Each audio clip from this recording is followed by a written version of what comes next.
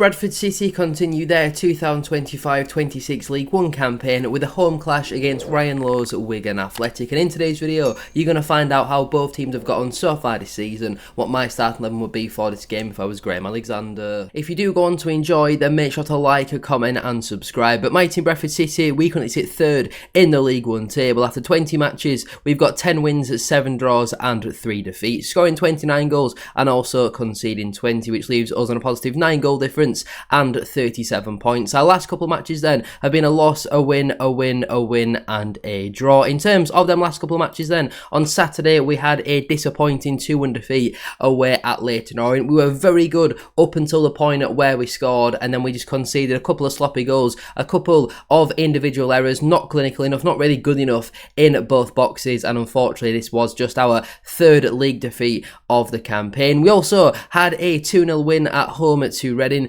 Job done, a professional performance against Sarcevic and Bobby Poynton, finding themselves on the score sheet for Bradford City. They've been two very important players for us so far this campaign, especially at Valley Parade, and this was a good win and another clean sheet for us. We also had a 1-0 win away at Plymouth. Since this game, Plymouth have actually gone on and won their next 3 matches. I think they've scored 7 and conceded 1 in that time, so this is a really, really good win for us. Anthony Sarcevic scoring the only goal of the game from the penalty spot. It's a long way to go for the fans for a 12:30 kickoff, and it was good that they were rewarded with all 3 points. We also had a 1-0 win at home to Exeter City. They were actually a pretty decent side on another day, could have certainly beaten us, but we got the job done, got through the match, kind of rode our luck a little bit at times, but again 3 points is all that matters. And we also had a 0-0 draw away at Bolton Wanderers. I don't think many teams will go away to Bolton this season and get any points, let alone keep a clean sheet there. First half they absolutely battered us. Second half though, it was more even and certainly could have gone either way. But in this game, we're obviously going to be looking to bounce back after a disappointing result away at Leyton Orient. We've got a good run over Christmas. We play Wigan at home, Port Vale at home, Mansfield away and Blackpool away.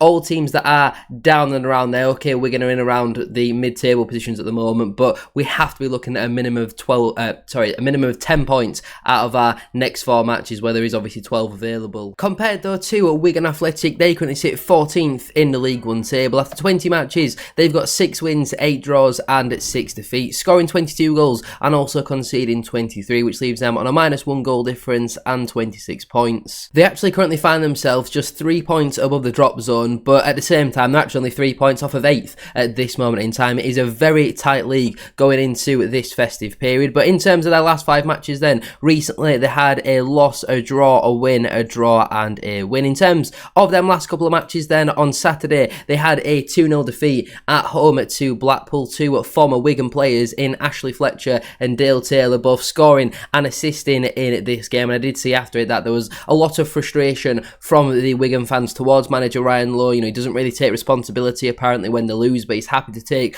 all the credit when they go on and win. They create a decent amount of opportunities to Wigan, but they're just massively lacking a goal scorer in front of goal. Obviously they brought in Paul Mullin, that's not really worked out. They brought in Christian Sadie, he was never going to be a goal scorer, he's more of a build-up player man, and they spent £500,000 on Dara Costello, which, I mean, as a Bradford City fan, just seems absolutely baffling, doesn't it? Prior to that game though, they had a decent draw away at Huddersfield Town. It finished 1-1 in that game. When you're the away side going away to at the start of the campaign, a promotion favourite, when you go 1-0 down, I think you'll be relatively happy to pick up a point out of that one. I do think that is a solid point for Wigan. They also had a 1-0 win at home to Burton. Speaking of 2 of those strikers who I said haven't really contributed much so far this campaign, Sadie assisted and Paul Mullin scored the only goal of the game in that one. And Burton, they've had a few shock results so far this campaign. They also had a 0-0 draw at home to Stevenage. Stevenage are a good side. I don't anticipate this would have been the most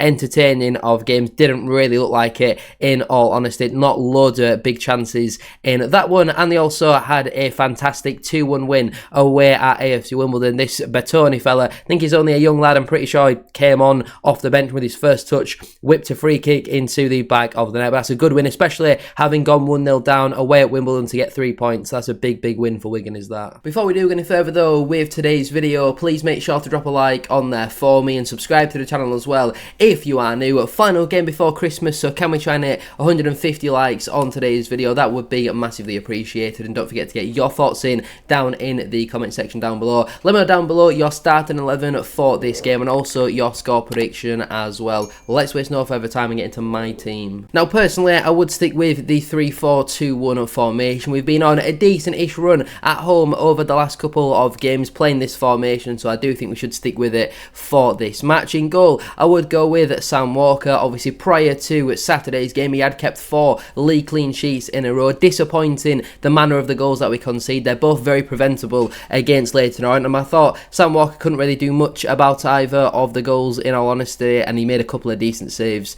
in the game. In terms of my back three then, I've gone with quite a physical back three, given how much of a unit that Christian Sadie is at the top end of the pitch. But on the right side, I would go with Aidan Baldwin, and it has to be on the right side. I know we need Baldwin in the middle for his passing ability, but when Matt Pennington is not available, Joe Wright, who I would have in the middle of my back three, he cannot play as a right centre-back. When we're trying to build down that right-hand side, his distribution is so poor. He got booked against Leyton Orient because he got spun far too easily. He's just not a right centre-back whatsoever. He hasn't got the ability, he hasn't got the pace to do that. His skill set is suited to play in the middle, have those physical battles against Christian Sadie, and I do think that would be a smart suggestion. And as my left centre-back, I would go with Curtis Till. I think now is the right time to bring him back in for a game like this again, when Christian Sadie is as strong as what he is. You know, he's one of the strongest strikers in this division. We're going to need to go with our strongest back line. Curtis Till obviously hasn't played since the beginning of September. Kieran Kelly had done well against Reading and Plymouth, and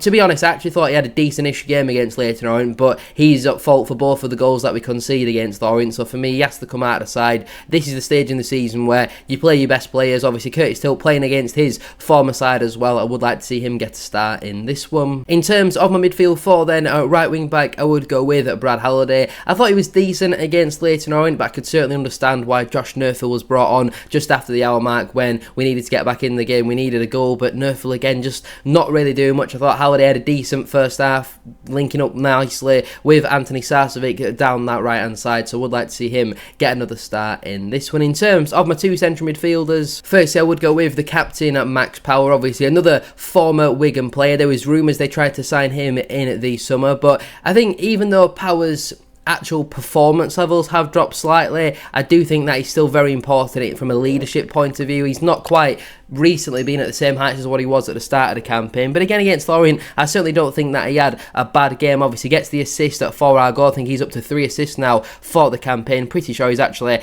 our top assister in the league, which is crazy to think about, but I would start Power in the midfield alongside Jensen Metcalf. I think recently he's been on a very good run, was probably our man of the match as well against Leyton Orient. That's 2, 3, maybe 4 games in a row now. Well, I would personally give him the man of the match. I think he's on a really good run of form at this moment in time. Obviously, we've not seen Alex Patterson in a matchday squad for a number of weeks. I think Jensen Metcalf has really made that position his own at this moment in time. And the likes of Patterson and Lee are both going to have to bide their time to get their opportunities, and who knows, they might move on in January. And completing my midfield four then, at left wing back, I would go with Ibu Toure. I'm pretty sure it's his birthday today. Not really an ideal time of year to have a birthday around December, because you always get told that your presents kind of all come together as one. Everybody wants a summer birthday, don't they? They're probably the best time to get it. But in terms of Ibu Toure as a footballer, he's pretty good, isn't he? Very consistent. Again, solid enough against Leyton Orient, and he provides us some versatility down that left-hand side. If we need a goal, they can always drop into that back three and we bring on another attacker. So for me personally, he keeps his place in that position. Finally then, as my front three, as my right attacking midfielder, I would go with Anthony Sarcevic. I know he had a bit of an off day against Leyton Orient, missed a couple of really good opportunities, should have had at least a brace in that game. It's one bad game. He's been incredible for us so far this campaign. He is a large reason as to why we are in the position that we're in, third in the League One table. He's a proven match winner, and I think it would be criminal really to be dropping him after one performance where he's missed a couple of easy opportunities, especially when the players a little bit further down the pecking order in that position are, for me, nowhere near as good as Sarcevic. As my left attacking midfielder, this might surprise a couple of people, I would go with Tyreek Wright. I thought he had a really good game against Reading, obviously missed the match against Leyton Orient due to illness, and I don't think Bobby Poynton was really involved in the game all too much. We saw when Poynton came on off the bench against Reading that he had that positive impact, but unfortunately he didn't really take his chance away at Leyton Orient, and it's good that we've got competition for places.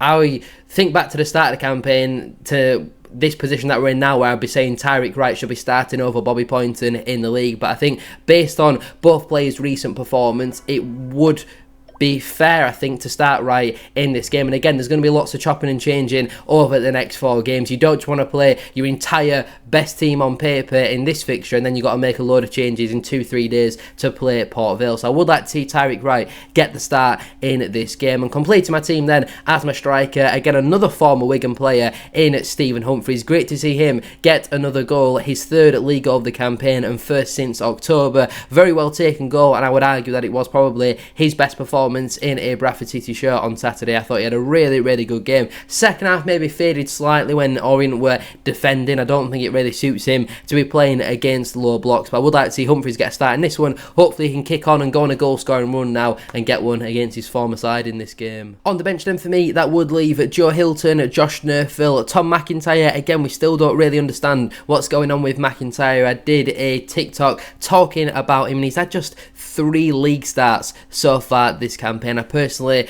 think he deserves a lot more, and I really wouldn't be surprised to see him go back to Portsmouth in January and loaned out to another League One side. Also on the bench for me would be Alex Patterson, Bobby Poynton, Will Swan and Andy Cook. Again, I don't think Andy Cook has been involved in a matchday squad this calendar month so far. Obviously we know he missed the Plymouth game due to illness and he wasn't quite right to be on the bench against Reading, but it is absolutely criminal that when our strikers, for the large part, aren't really scoring goals, he provides a very different option to the options that we have got. Not having him on the bench is a very, very bizarre decision in my opinion. The players currently unavailable then are Matt Pennington, Lewis Richards and Nick Powell. Hopefully Pennington and Richards should be back in the next couple of weeks. So the players who missed out then through selection would be Neil Burnett, Kieran Kelly, Tommy Lee, George Lapsley and also Callum Kavanagh. But anyway, I'm going to leave it there then for today's video. If you have enjoyed, please make sure to drop a like on there for me and subscribe to the channel as well if you are new. Can we try and hit 150 likes as I said at the start of today's video, and don't forget to get your thoughts in